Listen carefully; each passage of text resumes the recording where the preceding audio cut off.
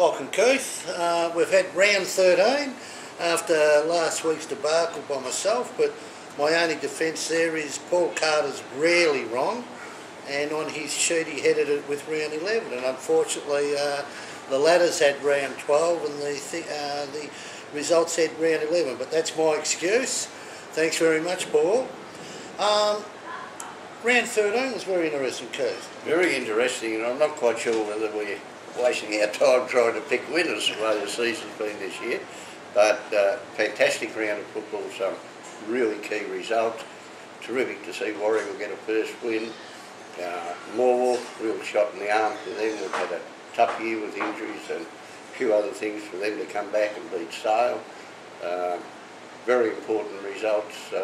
Murray's win over Mafra, Druin's win over Wonthaggi, and Tarrogin over Bensale, all very important results as to what will happen in the finals or who will be in the finals.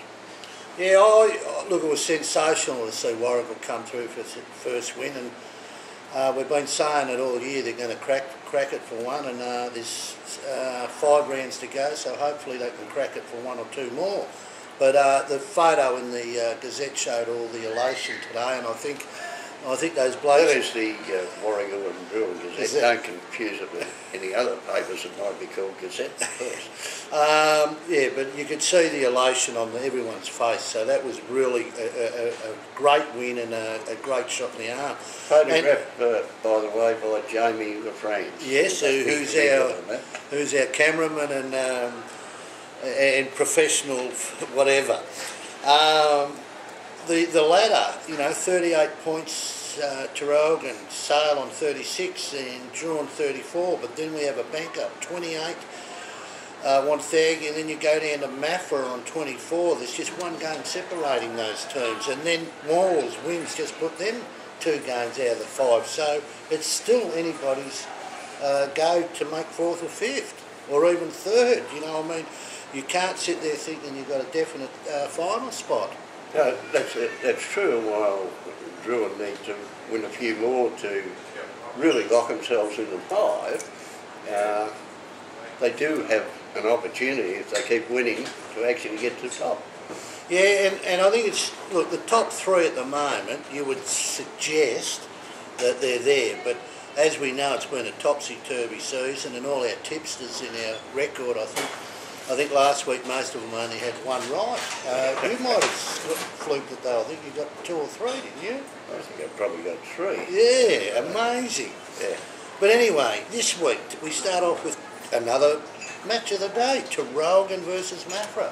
Yeah, a really big match. It's at Tarrogin.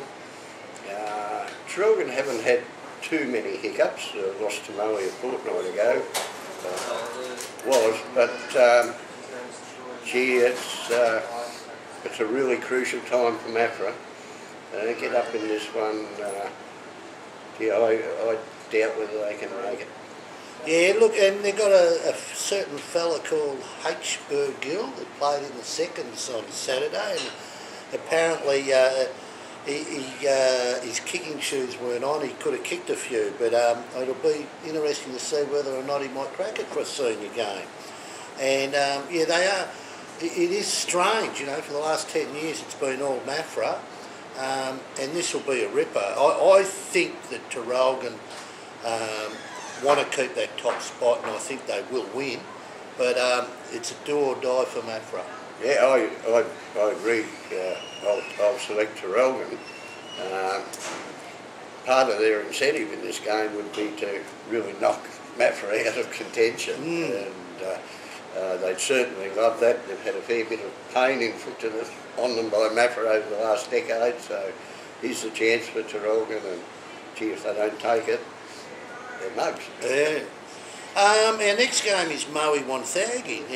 Now, this is a huge match. Wonthaggi is sitting 4th, Moe 5th, with half a game separating them. Yeah, I think he called Tarrogin Mafra's match of the round. This is my match of the round. Moe Wonthaggi. I think the stakes are so high for both, and they're both good sides. Moe has certainly come out of the blocks in the last month or 5 weeks, and They look like a very good side on the move up, building in the second half of the season, probably building fitness, building their team structures and style. No, they're looking pretty good. Wonthaggi, no mean opponent by any means, and this is going to be a great game. Yeah. At home, I think Maui, but Wonthaggi have lost 3 in a row. They've got to address some issues there in winning games, and I think this is going to be a fantastic game. I'll go for Maui, but this is one where don't be surprised if the results the other way. Well, it's going to be a huge rucking competition. We've got Chris Hancock, who's had 2 BOGs in a row, and then obviously the ruckman from Power, and I'm trying to remember his name. Sure. Earl Shaw, who's a monster of a man. And that's going to be a very interesting match up there. I'm sure that Hank Hancock, he'll be going flat out to prove he's number 1. And Earl, who's relatively new to the league, he'll be trying to prove he's the number 1. So, that'll be a ripper contest. You've also got Donaldson at full forward, who's been kicking a few. He kicked 6 last week. And I think Tom Johnson's probably been a more important forward for them. Yeah, I was just going to mention Tommy. He seems to be travelling along, and since they've changed coaches, it's allowed the past coach Troy Makepeace to really perform on the field, and Lachlan Simmons obviously proving to be a great coach. So this could be anyone's game, and look, going on the way that Maui have performed so well on their new facilities, I'm just tipping them just to be slightly ahead at the end of the final siren. Yep. You're saying? Yep. Leongatha and Morwell at Leongatha. Yeah. Sort of looks a bit different than it did a week ago. Yeah. Leongatha, that was definitely a surprise loss. Morwell, a surprise win. I still tend to Leongatha, like if they can't win this, they'd have gone into the 5 if they won last week, and they didn't. And that's a game that you can't afford to lose against the bottom side. Morwell, I don't think can make the 5, but they can push up. Again, it's going to be a close game. I'll just lean towards Leongatha. Yeah, I think this will be tighter than what it's first thought. A lot will depend on Chunky Duncan's tribunal appearance tomorrow night. Chunky sort of adds a bit of strength up forward. He kicked 3 goals last week.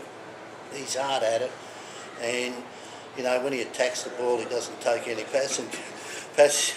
So I mean, that could have a huge bearing on their, the strength of their forward line. But for me, look, Leongatha at home, they've got probably the biggest home advantage, I think, Leongatha. So I'll go for them to just be ahead at the end. Right, quickly, a couple of Sunday games, Sale versus Bairnsdale. Yeah. Sale need to bounce back again, as they've had to do this year. Bairnsdale now slipped out of the 5. Need to get a big scalp, really, I think, to get back in at some stage. I'll go for Sale on this one. Yeah, well, there'll be a huge crowd at that from the east, and I obviously with Macra having played the day before, so the whole eastern end will probably go to that game.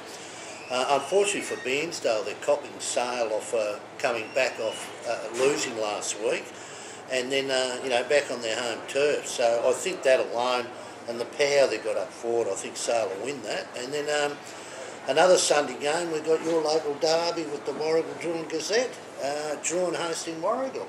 Yeah, changed complexion to this game too after last weekend with Warragul, and I think they're pretty buoyed, and they're getting back to close to full strength, and they'll certainly give it 100%. It always is. They're mini finals when Druin play Warragul, irrespective of where they are on the ladder. Certainly Warragul's win really gives a bit of impetus to the game. Druin just can't afford to be off their mark.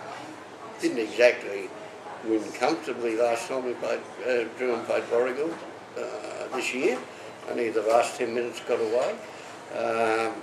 It'll be a big close game. Druin just can't afford to be off the mark one little bit. as was proved with Liam Gather last week against Warragul, and expect this to be a really good contest. Well, I think if anybody... I'll go for Drouin, Yeah. but